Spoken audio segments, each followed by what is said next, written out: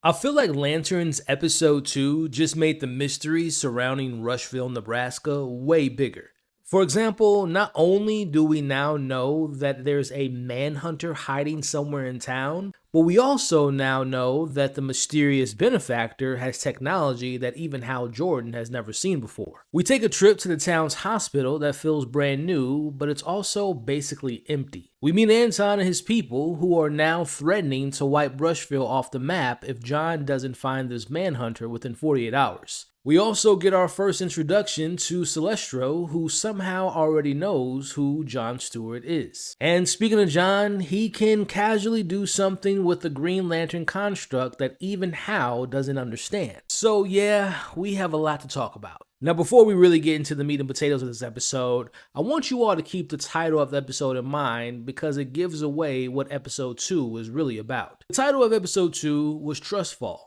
Underneath all the aliens, Manhunters, and Green Lantern mythology, this entire episode is basically posing one question. Who can John Stewart actually trust? Can he trust Hal? Can Hal trust John? Can either of them trust the Guardians? Now, switching it over to us, the audience, can we trust Antaan's version of history? Can Kerry trust Will Macon? Can John trust Zoe? And by the end, Hal Jordan finds himself going to Sinestro of all people for answers. A man whom entire history with Hal is built around broken trust. So today we're breaking down everything from Lanterns Episode 2. From the Manhunters, the Bird, Mogo, Coast City, the Benefactor, that strange hospital, Antaan's connections to Atrocitus, Kerry's possible Batman connections, and of course we are reopening the Lanterns case files by the end of the breakdown. So with all that being said, full spoilers ahead. Now before we go scene by scene, I want to talk more about the title because it frames the entire episode.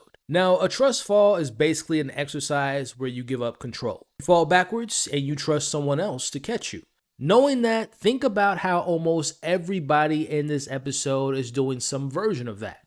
John has been training under Hal for months, but Hal refuses to involve the Guardians in what happened at the football field, and John wants answers, and Hal basically says we're here to train. John has no choice but to trust Hal that he knows what he's doing. Now, later in the episode, John literally tells Zoe that he's trying to determine whether he can trust Hal. And Zoe basically gives him one of those answers where it's like, if you have to ask the question, you probably already know the answer. But then John does something very interesting. After Antaan abducts him and gives him this mission and tells him that Hal may be involved in protecting a Manhunter, John comes back and tells Hal everything. He could have kept it a secret, but he doesn't. Because John still believes and reports to Hal respecting the chain of command. John chooses to trust Hal, but what does Hal do? The second he hears the word Manhunters, he clearly knows more than he's saying. As we watch, Hal puts on the suit and leaves the planet. Hal goes to somebody he once trusted, and that being Sinestro. 3 generations of trust, betrayal, and mentorship. Ladies and gentlemen, that is no accident, and the episode basically keeps playing with the idea of trust. So Trust Fall again is a very appropriate title for this episode. Again, thinking about how everyone is falling backwards, but the question being, who's actually going to catch them? We open this episode at 7 in the morning where John appears to be sleeping peacefully until Hal walks in and dumps him with water. John immediately wants to talk about the case. There's 4 dead aliens, another alien blew himself up inside the police station, and maybe it's time to get the Guardians involved. But Hal completely disagrees. Hal doesn't want them to be involved, instead he thinks it's time to train. Now notice how this is already important. Hal's distrust of authority has now become explicit. John believes the Guardians should know, but Hal doesn't. So the question is now, why is that? Does Hal think he can handle it by himself? Does he distrust how the Guardians would respond to this situation? Or does he know something about the core that John doesn't? Keep that in mind because once we get into the Manhunter history, Hal keeping the Guardians out of this investigation becomes more and more suspicious. But after months of asking, we see Hal finally decides to teach John how to fly, and Hal's incredible lesson is simple, and that is just to simply fly. Hal instructs John with a simple task of just simply taking flight. Think about it, concentrate on it as John tries, but unfortunately, after a couple tries, nothing happens. But something interesting happens instead, which is instead of for John flying, he actually creates a bird. Now, at first, this seems funny because John wants to fly and his brain produces something that naturally represents flight, and that obviously being a bird. As we watch, John takes off the ring, but the bird remains. Notice Hal's reaction. Hal knows that this is unusual. Because again, the ring is at roughly, 5%, and John isn't even wearing it anymore. Yet this construct remains sitting on the shoulder, and later, Antaan is just as confused as Hal is. Now this immediately tells me that this is not normal Green Lantern behavior, and this actually connects to John Stewart's comic history. One of the defining things about John Stewart's constructs is the incredible level of detail behind them. John's an architect.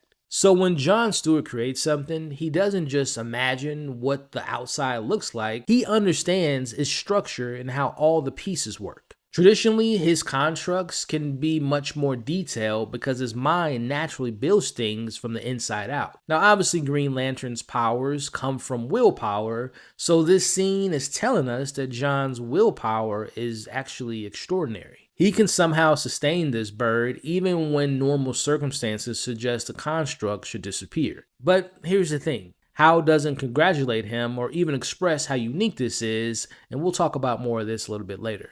Now, because Hal's ring needs to be charged, John gets a mission, which is to go to Hal's house in Coast City.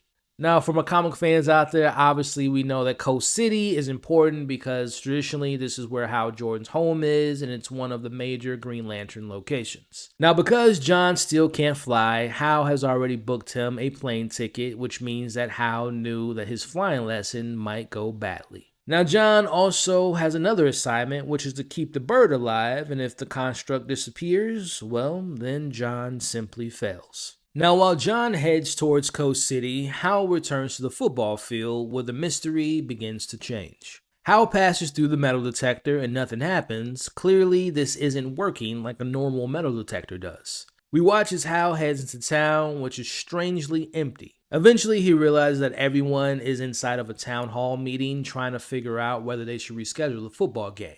Hal walks into the meeting and disrupts everything as everyone turns around and looks at him. To me, this is where Kyle Chandler is really starting to settle into this version of Hal Jordan because he has his arrogance, he also has charm and humor, but he's also very observant. He may act like he doesn't care, but he's constantly putting the pieces together. Now we see William Macon tells Hal his assault charges have been dropped and he's free to leave. But Hal immediately starts pressing him about his father because Hal's gut is telling him that Will Macon knew something about these aliens. At this point, this is becoming one of Hal's defining traits. We talked about it last week where John wants evidence, but Hal trusts his instincts. And again, Hal's instincts are proving correct. William says he knows nothing, but Hal clearly doesn't believe him. Meanwhile, John arrives at Hal's house, and apparently the man lives pretty damn well. The place is so damn big that John is starting to believe that the Green Lanterns must pay good. But not well enough, as Hal explains that he saved some rich guy's kid, and the man ended up buying him a house. But here's what I found interesting about this moment, because this beautiful mansion that Hal lives in, he barely lives in it. There's basically nothing besides a bed and some of Hal's belongings inside. There's no sense that Hal has really created this to be a home of his, which takes me back to what Kerry said about him in episode 1. Remember, John saw Hal as fearless, where Kerry saw him as lonely. This moment gives us that visual evidence supporting Kerry's interpretation. Hal has a mansion, he has fame, people recognize him, he's Earth's legendary Green Lantern, yet his life feels empty. Now John makes his way into Hal's closet and finds all of the old Green Lantern uniforms. We even see John holds one of them up as he looks at himself in the mirror. To me, this little moment matters because Hal told us last week that he stopped wearing the suit. He said that when he was young, he wore it because he wanted people to take him seriously, but as he got older, he realized that he didn't need it. But as we look at John, he still sees this as a dream. John looks at this uniform and sees everything he wanted to become as a kid. Hal has become cynical about the symbol where John still believes in it.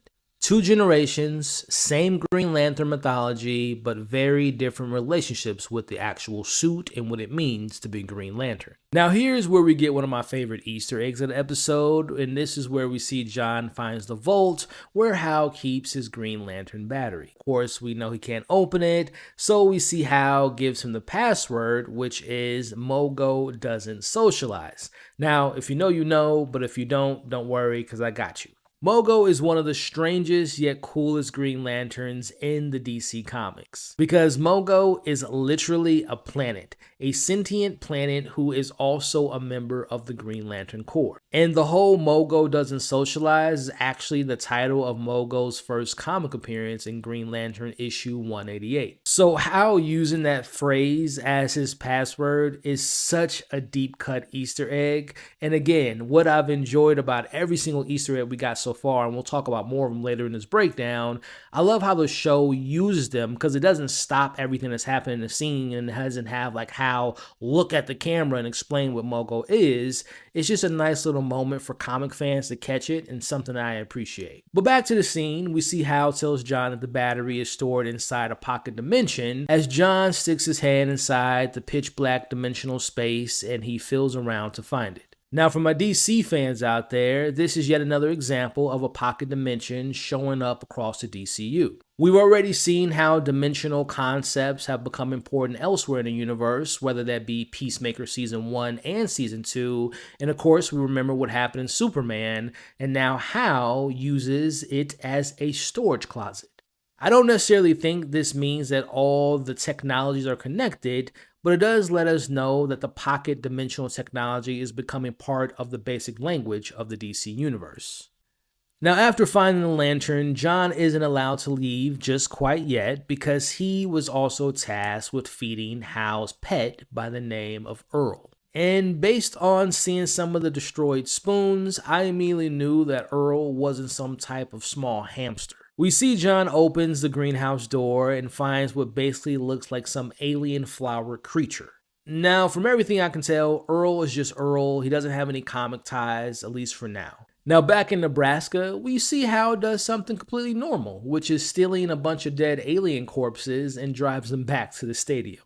Now, as the body passes through the detector, it beeps, and Hal understands that this isn't just some normal metal detector. Instead, it's actually an alien detector. Knowing this almost changes how we can look at episode 1. And Will Macon becomes even more suspicious because later Kerry confirms that Will was the one who installed them. So now our question is, why does Will Macon have an alien surveillance network around this town? But more importantly, where did he get this technology? Back with John, he gets attacked while leaving Hal's house, and we finally get some action. John wakes up inside the back of a moving van, and luckily his bird is still alive, but this is where we get our first extended fight scene with John, and I loved every single second of it, because even without the ring, this scene shows us that John can handle himself. Now, it's clear that his opponent isn't human, as it shows its super strength by tossing John around like a rag doll. But also, when they're tossed from the back of the van, we can see the alien jumping ridiculous distances. As we see, John is still fighting, still thinking, still protecting the battery, and still keeping the bird alive. Now, remember the importance of this bird, because John is doing all of this while maintaining the construct. Again, keep that in mind for a little bit later, but we see eventually John is overwhelmed and he's recaptured again.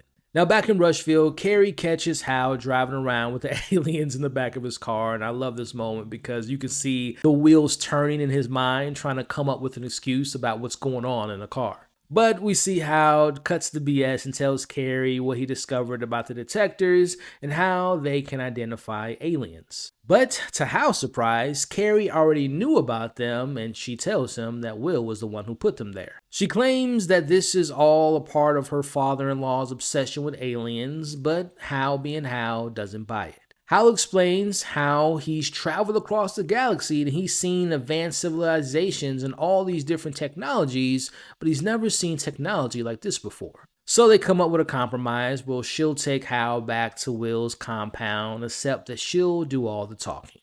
Now, as they arrive to the compound, there's a small detail above the entrance that at first I completely missed. Now, if you all notice, the words above the gate says, "Study the past." Now, this can simply be some type of family motto or some random decoration, but I doubt it.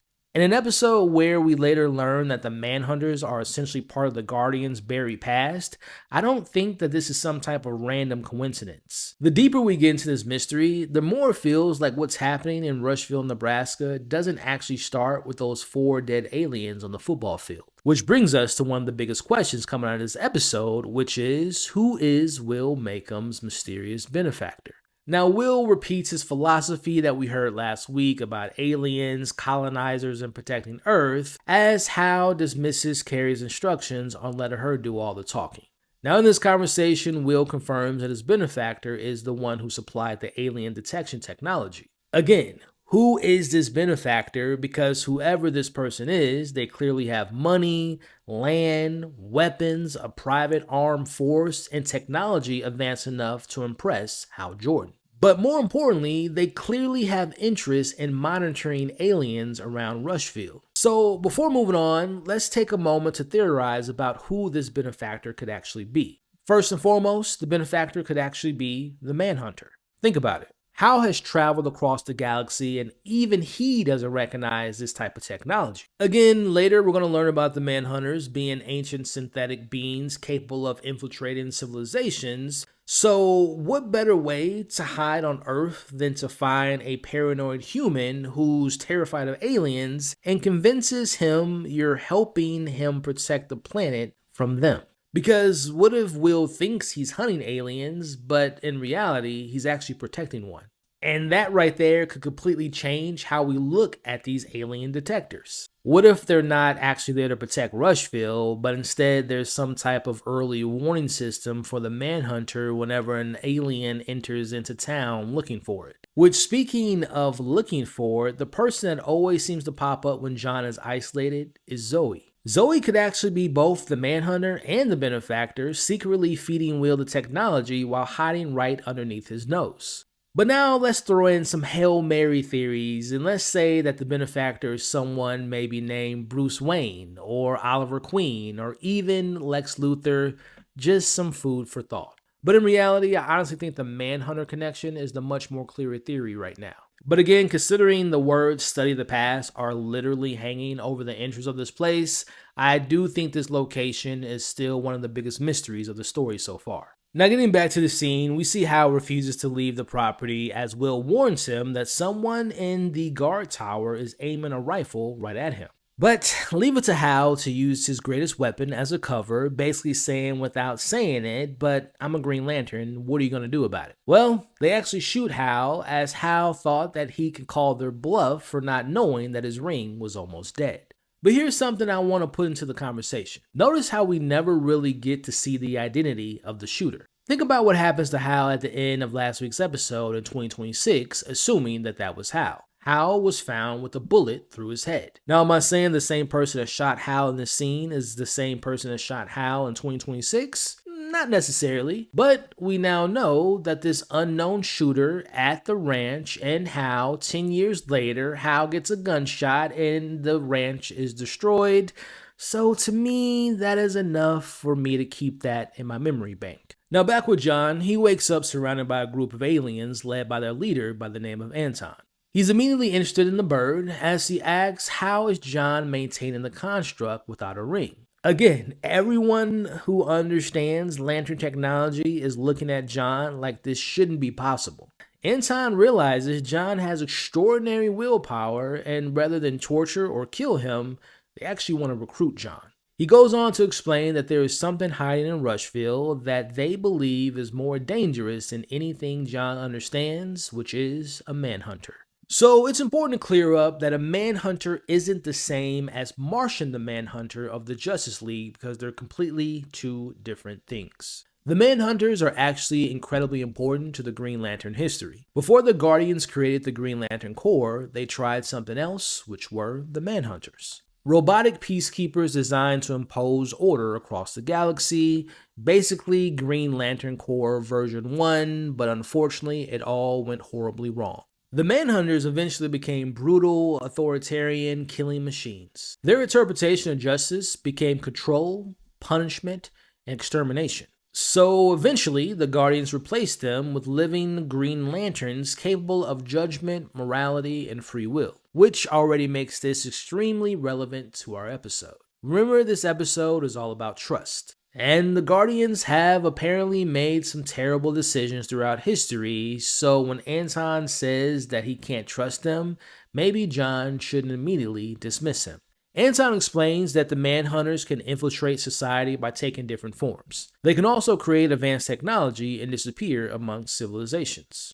And one of these Manhunters ended up on Antaan's world, which resulted in a Holocaust. His people were massacred, and now Antaan and his survivors want justice, or better yet, they want revenge. Which brings us back to the word Wayland used last week, which was vengeance. It appears that Antaan and his people aren't necessarily on Earth to conquer it, but instead they're hunting the Manhunter responsible for destroying their people. Now, as he goes on to tell the rest of his story, he tells John that the Guardians became involved. Now, Green Lantern was assigned to this case, and that lantern supposedly captured the Manhunter and promised it would execute it, but Antaan never trusted that promise. Years later, they apparently traced the Manhunter to Rushville, Nebraska. Now, for my comic book fans out there, this particular story should sound familiar, because Antaan's history shares some very interesting similarities with Atrocitus. In the comics, the Manhunters massacre almost all of life in Space Sector 666, and one of the survivors was Atrocitus, but his entire family was killed and his people were destroyed. He became consumed with hatred towards the Guardians, and eventually that rage helped give birth to the Red Lantern Corps. Now, I'm not saying that Antaan is secretly Atrocitus because we don't have enough evidence to support that yet, but narratively speaking, Antaan is clearly occupying a similar territory. Survivor of a Manhunter massacre, distrust of the Guardians, obsessed with vengeance, so I think it's safe to say that Lanterns may be remixing some classic Green Lantern mythology rather than directly adapting one particular story. And when you combine this with Abin Sur, it gets even better. Now, Antaan wants John to understand their past, so he asks John if someone he's ever loved ever deceived him, as we see John immediately, without hesitation, says yes. That line jumped out to me because I went straight to maybe he was talking about his father, his childhood, or maybe he was referring to his mother, or something that we haven't learned quite yet. Now, it could be even something from John's adult life. But again, the immediate response told me that John carries some betrayal that we haven't seen quite yet. Antaan goes on to use this device to essentially imprint his people's trauma into John's mind as he experiences their destruction, their pain, and their loss. Now, after this was complete, Antaan tells him that the memory will stay with him for a while, which makes me curious to see if this imprint will start to affect John's behavior or his dreams or even his emotions as we move forward. Now, Antaan gives John a simple mission. The Manhunter can disguise itself, and his people can't enter Rushville freely without being detected, but John can. So, John is tasked with finding the Manhunter within 48 hours, and if he fails, Antaan's people are prepared to destroy themselves throughout Rushville to assure that the Manhunter dies. Antaan tells John that since this Manhunter took a human form, they can now die like a human, which explains what happened on the football field. This now leaves John caught between Hal and the Guardians and Antaan and the victims. Now, after learning this, episode 2 might have potentially answered one of the mysteries from episode 1. Last week, we talked about why did Abin Sur go to Nebraska. Earth wasn't supposed to be on the Lantern's grid, and Hal always believed that Abin Sur's crash wasn't random. Well, now we finally have a working theory. What if Abin Sur was the Green Lantern assigned to find the Manhunter? What if he captured it, brought it to Earth, and somehow the Manhunter escaped? Then what if the Manhunter was the one that killed Abin Sur? Which means that Hal getting the ring isn't some random cosmic accident. It all traces back to the Manhunter. That would mean that Rushville has been part of the mystery since before Hal Jordan became a Green Lantern. And here's where the comic remix gets even more interesting. Now, in Jeff Johns' Green Lantern Secret Origin, Abin Sur comes towards Earth with Atrocitus. Atrocitus is his prisoner and eventually escapes and attacks Abin Sur. and ultimately contributes to the crash and leads Hal to retrieving the ring. Now, compare that with what Lantern seems to be building. A Manhunter destroys Antaan's people, and Antaan wants vengeance. Abensur may have transported or captured that Manhunter, and Abensur dies, and again, Hal receives the ring. I don't know, guys. It's all starting to line up to me, and it's really interesting because it almost feels like the show has taken pieces of Atrocitus's comic history and split them between Antaan being a survivor seeking vengeance and the Manhunter being dangerous and being a dangerous prisoner who may have caused Ambersur's death. If that's intentional, I think that's a very smart remix of a sorts of the source material. Now, back in Nebraska, Hal wakes up in the hospital, still surprised that somebody actually shot him, but even more surprising is that Kerry is there by his bedside. It's here that Kerry drops the name Sinestro, and Hal's reaction changes immediately. Hal was saying his name in his sleep, and Kerry apparently knows the public story. It says here he was a lantern, attempted a coup, killed one of the bosses. It also says you were the one who took him down. Now, Hal doesn't want to talk about it, and that tells us that there's obviously still a lot of trauma surrounding that relationship. Now, Sinestro wasn't just as simple as one of Hal's greatest enemies, because traditionally, he was once Hal's mentor and, more importantly, his friend. Which again makes him perfect for a trust fall. Hal is currently trying to mentor John while still carrying the scars from his own broken mentor relationship. Now, after Kerry and Hal agree that moving forward, he'll be taking her lead, and if she needs him, she'll call him. But here is where we get a little detail that made me immediately sit up. As they're leaving the hospital, Kerry tells Hal that she's from Gotham, which immediately makes her ties to a certain man dressed as a bat very interesting. Now, remember what happened in episode 1. There was a quick scene where Kerry ended a call with something along the lines of telling someone on the phone to tell Barb I said hi. Tell Barb I said hey. Now, I didn't think much of it until now. Could Barb be Barbara Gordon? I mean, come on, guys. We're talking Gotham, Barb, law enforcement. To me, that's enough smoke to at least look for a fire. But then there's Kerry's last name, which is Kane. As a lifelong Batman fan, Kane is a very important Gotham family name. I mean, we could be talking about Martha Kane, Kate Kane, Batwoman. But does that mean Kerry is related to them? Not necessarily, but when a character from Gotham is named Kane, I am definitely taking notice. Now, I do have one more theory I want to share with you all right quick, and that is Kerry tells Hal that she doesn't want to deal with another jurisdiction issue. Now, could that simply mean regular police work? Sure. But now we know she's from Gotham, and you know where my brain went, right? Has Kerry dealt with Batman? Because Batman showing up at a crime scene and refusing to acknowledge jurisdiction sounds like a Batman thing to do. Again, just a little fun theory to keep in mind, but I want y'all to remember, after seeing Gotham and the silhouette of Batman and Creature Commandos, and obviously seeing the sign of Gotham in the Superman movie, we know that Clayface is coming out in October.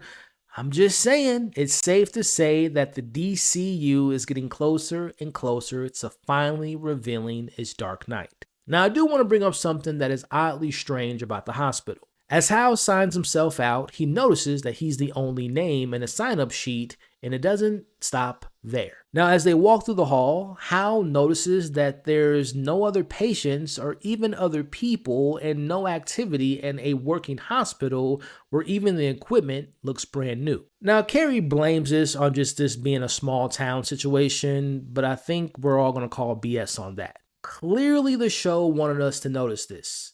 It goes back to my big question, and that is, what is Rushville? From alien detectors hidden as normal technology, Will's mysterious benefactor, a heavily guarded compound, an empty hospital full of unused equipment, aliens secretly moving through the community, a shape-shifting Manhunter Abensur crash nearly decades ago. Something about this entire town feels manufactured, controlled, and prepared. It's almost like Rushville has been built around something. Which brings me to this one theory that I have, and that is maybe the Manhunter isn't pretending to be just one person. Maybe it's been influencing this town for years and building infrastructures, introducing technology, and creating the perfect environment to disappear. Hell, what if multiple people in this town aren't actually human? Remember, Kerry said that she's originally from Gotham, meaning that she's an outsider to this town.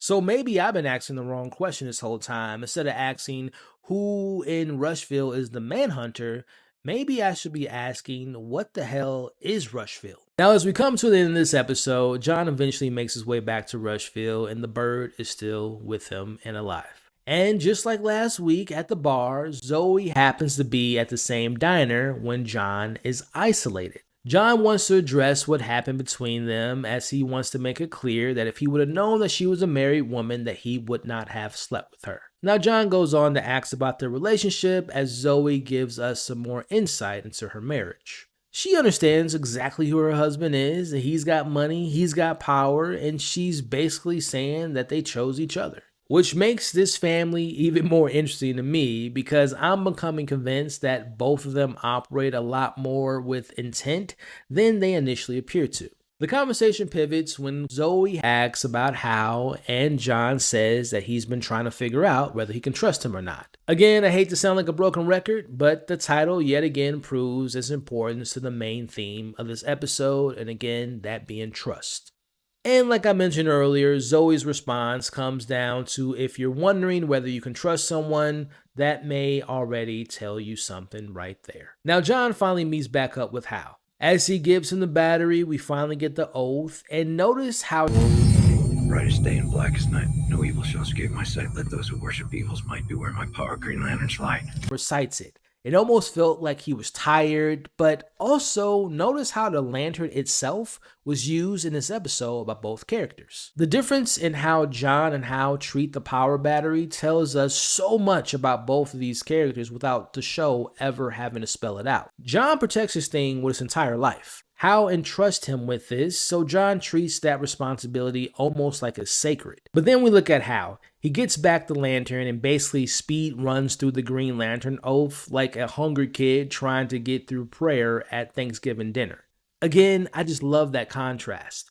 Because John becoming a Green Lantern still means something. There's relevance there. He's at the beginning of his journey, and despite all his questions, he still sees the ring, the battery, the oath as representing something bigger than himself. But then you look at Hal, who's been doing this for decades. The ritual has become routine, maybe even a burden. He's not thinking about what the words mean anymore, but he just needs to charge the damn ring. Again, to me, this is another little subtle way that the show is illustrating where these two men are headed in the opposite direction. John is slowly learning what it means to become a Green Lantern, while Hal seems to be forgetting what being a Green Lantern once meant to him. One man is discovering responsibility, while the other has been carrying it for so long that he's become exhausted by the weight of it altogether. Now, before they call it a night, Hal tells John that he wants to keep investigating Will's property, but John finally shows a moment of frustration. Rightfully so, because this man has been kidnapped and beaten and threatened, and to make matters worse,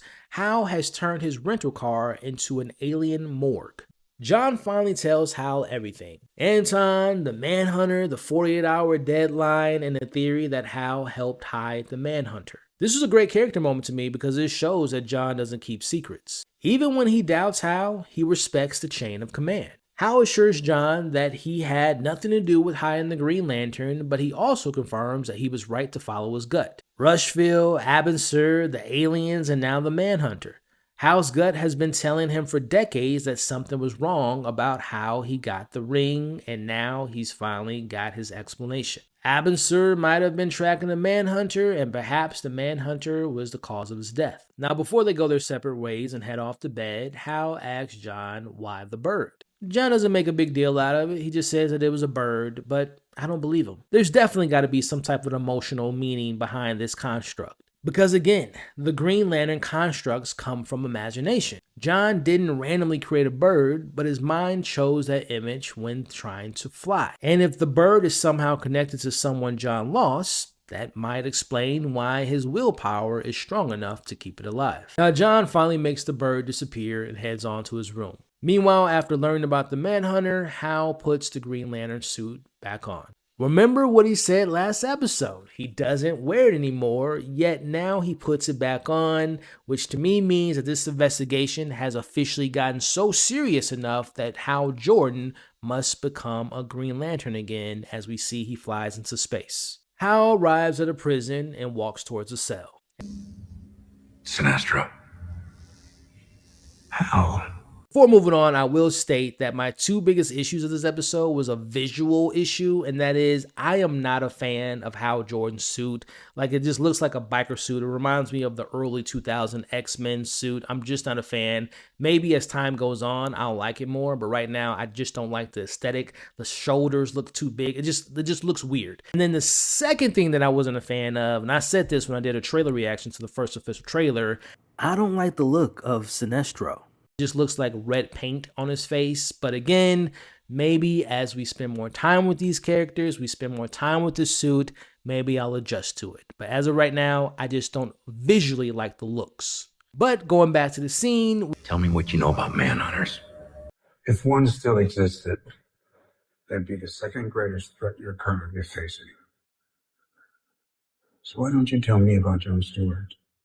So now the question is, how the hell does Earl know who John Stewart is? I mean, prison, John is still a trainee, John hasn't officially become a Green Lantern yet, so how does Sinestro know enough to warn Hal about him? Does he know something about John's potential, something about the Guardian selecting him, something about his family, maybe something involving a prophecy, or somehow sense what John is becoming, and suddenly that bird means even more? Because we spent the entire episode establishing that John can do something that other Lanterns apparently can't. Now, to be clear, and warning Hal that John is evil by any means, but he seems to know that Hal is going to be replaced by John, but also maybe he's warning him that John is very powerful. Remember, John's comic history essentially grows far beyond simply being Hal Jordan's backup, so I'm very interested to see where this goes.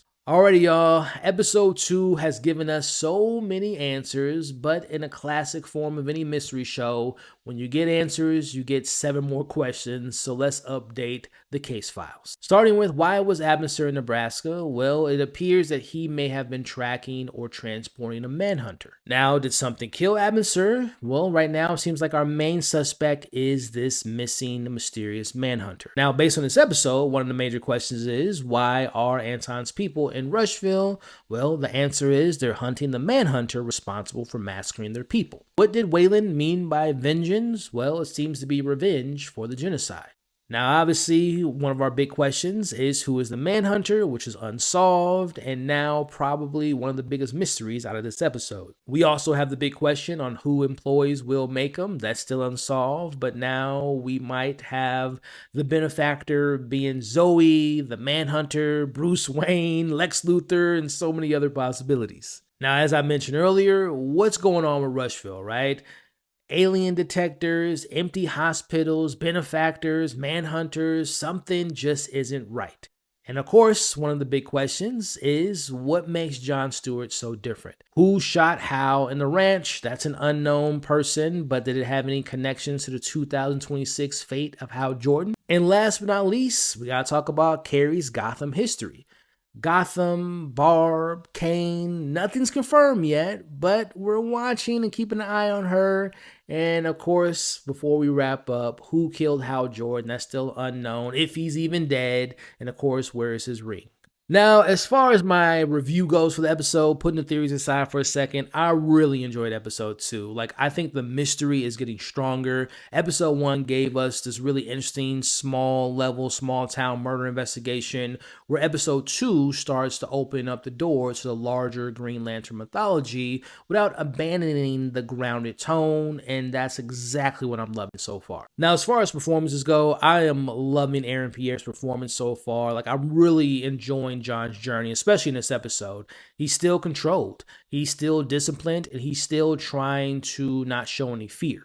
Aaron Pierre continues to sell that quiet confidence really well. Going on to Kyle Chandler, man, he's getting better and better for me as Hal. Like, he has the charm, as we talked about, the comedy, the arrogance, but also the detective side. Hal can walk into a town meeting and make everyone roll their eyes at him, and then 5 minutes later notice something that no one else has picked up. He follows his gut. He pushes people. He's reckless, and yes, sometimes his recklessness can get him shot, as we saw, but there's an intelligence underneath it all, right? And I really like how the show is slowly revealing that Hal has a lot more baggage than he's avoiding. Abin Sur, Sinestro, the Guardians, whatever happened over those missing years is all piecing together this really complex character, and again, Kyle Chandler is crushing it. Speaking of crushing it, man, Kerry continues to work for me. Like, I really like this character. Like, she has her own perspective. It's her town, her family, her distrust in her father-in-law, her relationship with Hal, her relationship with her husband, her history with Gotham, and the way that Kerry McDonald brings that grounded energy just fits the tone so perfectly.